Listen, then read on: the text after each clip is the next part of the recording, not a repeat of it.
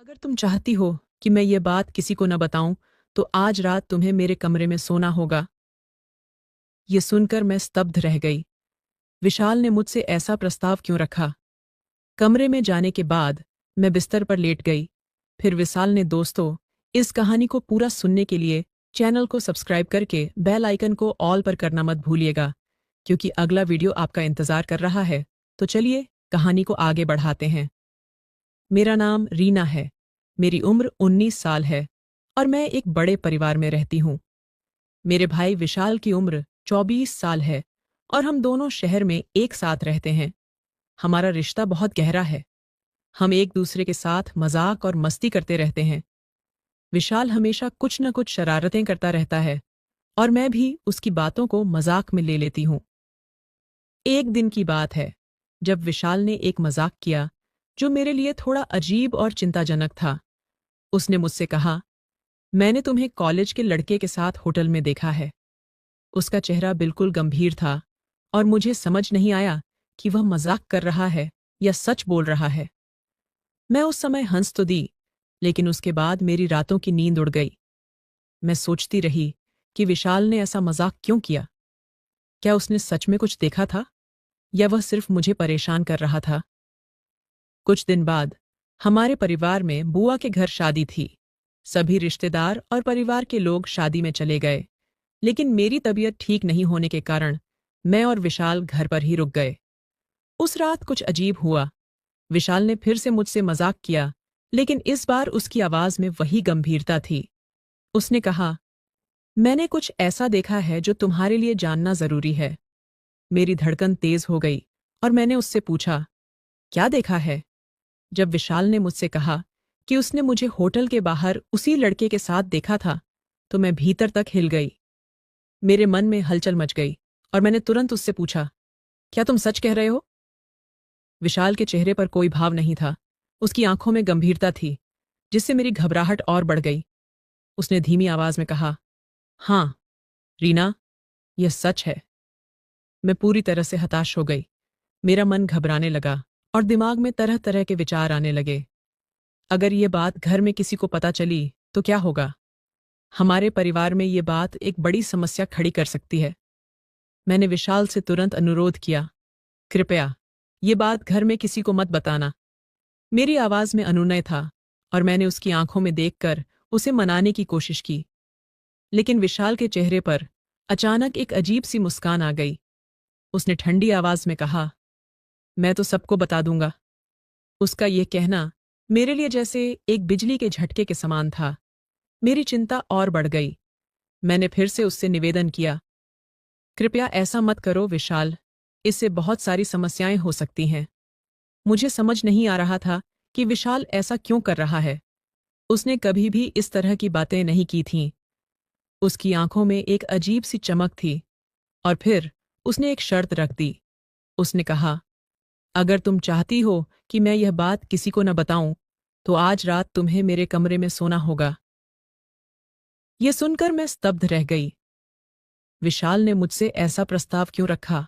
क्या वह सिर्फ मजाक कर रहा था या इसके पीछे कुछ और था? उसकी इस शर्त ने मुझे अंदर तक हिलाकर रख दिया। मैंने तुरंत इस प्रस्ताव को ठुकरा दिया और अपने कमरे में चली गई। लेकिन वहां जाकर भी मैं चैन से नहीं बैठ पाई। मेरा मन लगातार उधेड़बुन में लगा रहा। अगर विशाल ने यह बात किसी को बता दी तो क्या होगा? अपने कमरे में जाने के बाद मैं बिस्तर पर लेट गई, लेकिन नींद तो दूर की बात थी। मेरे मन में तूफान मचा हुआ था। मैं बार बार सोच रही थी कि विशाल ने ऐसा क्यों कहा। क्या वह सच में ऐसा कर सकता है? क्या वह सच में यह बात घर में किसी को बता देगा? मैंने सोचा कि अगर यह बात बाहर निकल गई तो मेरे लिए स्थिति कितनी मुश्किल हो जाएगी। मेरे दिमाग में विचारों का बवंडर चल रहा था। क्या मैं इस समस्या का सामना कर सकती हूँ? क्या मुझे विशाल की शर्त माननी चाहिए? लेकिन अगर मैं उसकी बात मान भी लेती हूं, तो क्या यह सही होगा? इस स्थिति से बाहर निकलने का कोई रास्ता मुझे नहीं सूझ रहा था। लगभग 1 घंटे तक मैं अपने कमरे में बैठी रही, लेकिन किसी भी नतीजे पर नहीं पहुंच सकी। मेरे मन में हर तरफ अंधकार ही अंधकार था। मुझे कोई रास्ता नहीं दिख रहा था। आखिरकार मैंने सोचा कि शायद यह एकमात्र तरीका है जिससे मैं इस स्थिति को संभाल सकती हूँ। मैंने सोचा कि अगर मैंने विशाल की बात मान ली तो वह यह बात किसी को नहीं बताएगा और मैं इस समस्या से बच जाऊंगी। मैं धीरे धीरे उठी और अपने कदम विशाल के कमरे की ओर बढ़ा दिए। मेरे मन में एक अजीब सी घबराहट थी, लेकिन मैं अपने आप को समझा रही थी कि यह सिर्फ एक रात की बात है। जब मैंने विशाल के कमरे का दरवाजा खोला तो वह मेरी ओर देखकर मुस्कुराया। उसकी मुस्कान में एक अजीब सा संतोष था, जैसे उसने वह पा लिया हो जो वह चाहता था। उसने कहा, तो तुमने मान लिया। मैंने कोई जवाब नहीं दिया और चुपचाप उसके कमरे में चली गई। मेरे मन में असमंजस और घबराहट थी, लेकिन मैंने इसे छिपाने की कोशिश की। उस रात हम दोनों एक ही कमरे में सोए। विशाल ने अपने बिस्तर के एक कोने की ओर इशारा किया, जहां मुझे सोना था। मैं बिना कुछ कहे वहां जाकर लेट गई। विशाल ने बत्ती बुझा दी और कमरे में सन्नाटा छा गया। मेरा मन अशांत था। मैं सोच रही थी कि विशाल ने ऐसा क्यों किया। क्या वह मुझे डराना चाहता था या फिर उसके मन में कुछ और था। मुझे समझ नहीं आ रहा था कि विशाल ने ऐसी शर्त क्यों रखी और क्या इसके पीछे उसकी कोई और मंशा थी। रात का समय था और कमरे में गहरा सन्नाटा छाया हुआ था। विशाल और मैं एक ही कमरे में थे। मेरे मन में असमंजस और उलझन थी। मैंने खुद को सुलाने की कोशिश की, लेकिन दिमाग में विचारों का बवंडर मचा हुआ था। विशाल ने मुझे क्यों बुलाया? उसने क्यों कहा कि मैं उसके कमरे में सोऊं? क्या उसके मन में कुछ और है? विशाल की नजरें बार बार मुझ पर पड़ रही थीं। वह चुपचाप मेरी ओर देख रहा था, लेकिन उसकी निगाहों में कुछ और ही था। मैंने उसे नजरअंदाज करने की कोशिश की, लेकिन उसकी निगाहों की गर्मी को महसूस कर रही थी।